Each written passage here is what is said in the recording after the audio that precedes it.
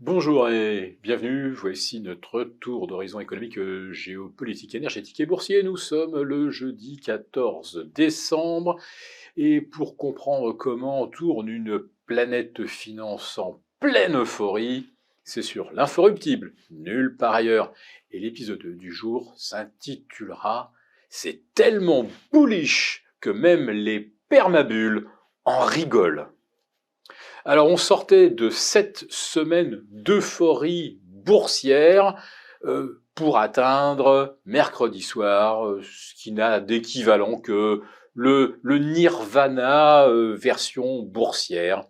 Jérôme Powell a tenu une conférence de presse où il était déguisé en Père Noël et sa hôte n'était rien d'autre qu'une corne d'abondance d'où jaillissaient les billets par milliards, puisque la valorisation de Wall Street hier soir a bondi d'un nouveau millier de milliards de dollars, avec plus 1,5% en moyenne, et à la clé un nouveau record pour le Dow Jones au-delà des 37 000, avec un Nasdaq 100 qui franchit, que dis-je, qui pulvérise la barre des 50% de hausse, 51,4. Le précédent record datait de 2009.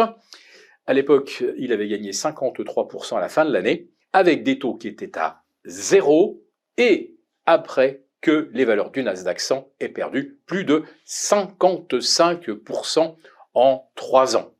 Là, elle n'avait rien perdu, ou presque, au début de l'année 2023, et on vient donc d'observer un rallye sans précédent, avec des taux entre 300 et 550 points de base. Oui, 2009 des taux à zéro, 2023 des taux qui prennent 250 points par rapport au 1er janvier.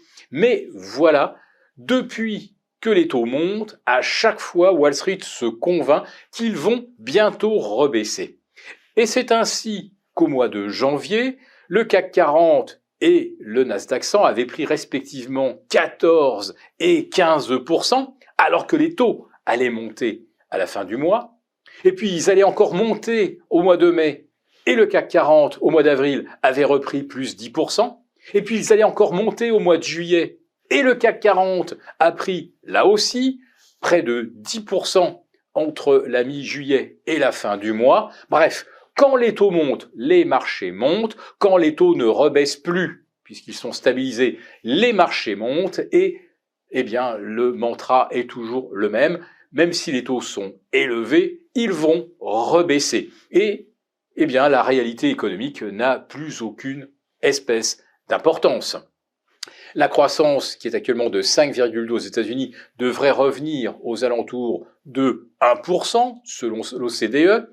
La Fed n'est pas de cet avis et estime qu'on sera plutôt entre 1,8 et 2% en 2024. La Fed, hier soir, a parlé d'un pivot de façon très explicite et même annoncé 3 baisses de taux pour 2024.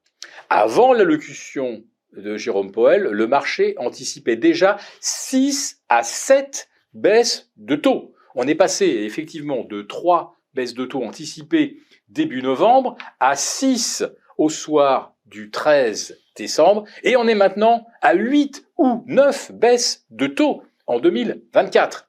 Le pari maintenant, c'est 175 à 200 points de baisse, voire il y a même qui vont envisager 250 points de baisse des taux en 2024. Il reviendrait ainsi de 550 à 300 points de base, histoire de coller plus ou moins au niveau d'inflation anticipé par la Fed.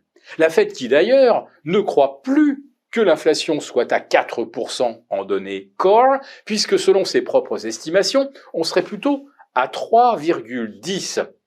La Fed ignore donc complètement la hausse des prix de l'immobilier, des loyers, et elle semble également complètement ignorer la hausse des salaires. Hausse des salaires qui fait que les prix dans les services, 70% quand même du PIB américain, les prix dans les services ne rebaissent pas. Et comment rebaisseraient-ils en 2024, sauf à contenir les salaires à des niveaux qui fait que les gens se mettront probablement en grève. Et puis, la Fed doit supposer que le pétrole revenu à 69 $ sur le WTI et 73 sur le Brent va continuer de baisser sur la même pente de 2023 jusqu'à fin 2024 et pourquoi pas retomber vers 50 $.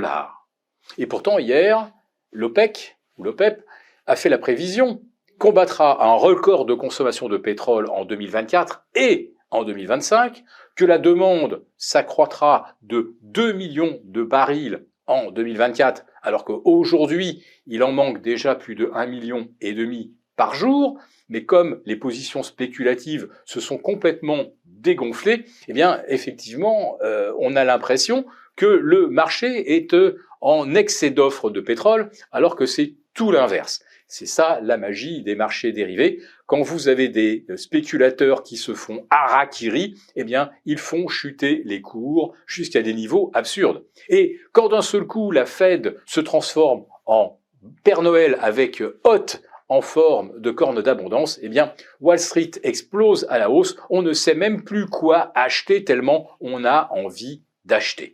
Et d'ailleurs, le titre Apple, hier, a battu un nouveau record historique et atteint une capitalisation de 3070 milliards de dollars, c'est-à-dire 30% de plus que la capitalisation du marché parisien. Tout va bien. Alors, bien sûr, il y en a qui disent que la hausse pourrait se poursuivre puisqu'il y a tellement de valeurs en retard, tellement de small cap ou de mid cap qui ont été complètement négligés en 2023 qu'il y a encore un gros vivier d'entreprises qui pourraient voir leur cours rebondir de 10, 15, pourquoi pas 20%. Et on le voit d'ailleurs aujourd'hui avec plus 8 à plus 9% sur Air France, Forvia, sur Vivendi qui va peut-être diviser ses activités. Immédiatement après avoir réintégré le CAC 40, 3 entités qui verront leur capitalisation évidemment les rendre inéligibles pour le CAC 40. Bref, nous vivons dans un monde absolument merveilleux où aucune perspective réaliste n'est plus prise en compte. Et je termine là-dessus. Hier soir, à un peu plus de 16 100 points, le Nasdaq 100 affichait des niveaux de surachat qui n'avaient plus été atteints depuis mars 2000. Mais ça va continuer de monter, et les bulles en rigolent. Pour vous remercier de votre fidélité, vous pouvez télécharger gratuitement, en cliquant le lien ci-dessous, mon rapport spécial qui vous permettra de comprendre et tirer parti de la crise immobilière dans laquelle nous rentrons. Une crise pas pour tout le monde. Merci et à bientôt. Merci beaucoup d'avoir regardé cette vidéo. N'hésitez pas à réagir dans les commentaires ou à liker et partager cette vidéo si le contenu vous a plu. Et pour ne rater aucune de nos prochaines émissions, vous pouvez vous abonner à notre chaîne et activer les notifications. Et pour plus de contenu, n'oubliez pas que le dernier rapport rédigé par nos experts est accessible en cliquant sur le lien de description. On se retrouve tout de suite dans les commentaires et je vous dis à très bientôt pour une prochaine vidéo.